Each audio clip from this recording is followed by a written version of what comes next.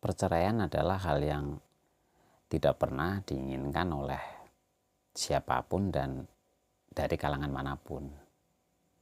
Kita semua tahu bahwa hal tersebut sudah menjadi rahasia umum tentunya, dan bisa pula terjadi pada siapapun. Terlebih pada anak-anak zaman sekarang yang masih tergolong minim pengetahuan dan tidak banyak memahami akan makna-makna pernikahan yang sebenarnya. Itu sangat beresiko. Walaupun hal itu tidak menutup kemungkinan dapat terjadi pada seseorang yang sekalipun sudah matang secara usia maupun dewasa secara pola pikir. Perceraian itu terjadi tentunya karena adanya masalah yang tidak dapat diselesaikan secara damai dari dua belah pihak atau pasangan kita. Memang ada beberapa penyebab yang bisa kita kategorikan sebagai masalah besar yang memiliki tanda kutip tidak termaafkan. Ada 3 hal yang dapat menjadi pemicu terjadinya perceraian tersebut.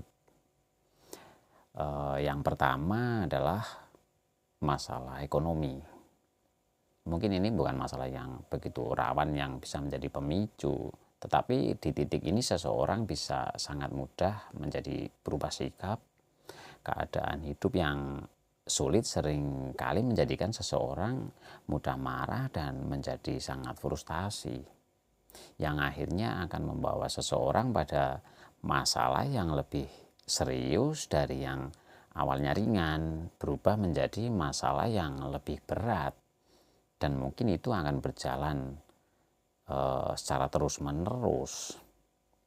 Meskipun hal ini tidak selalu berakibat sejauh itu, tetapi tetap saja keadaan tersebut bisa memicu adanya kehancuran sebuah rumah tangga.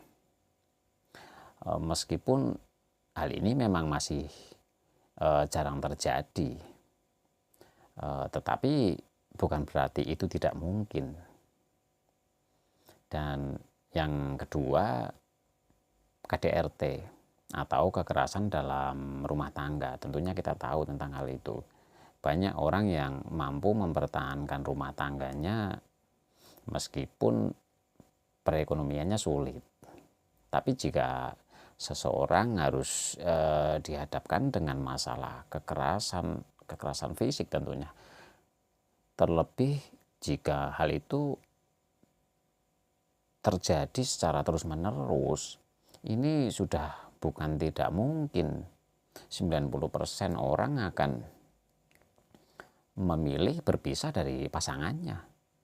Dan ini banyak terjadi pada seorang wanita yang menjadi korbannya tentunya. Dengan kasus tersebut menurut saya berpisah atau bercerai adalah menjadi jalan terbaik. Dan yang ketiga adalah perselingkuhan.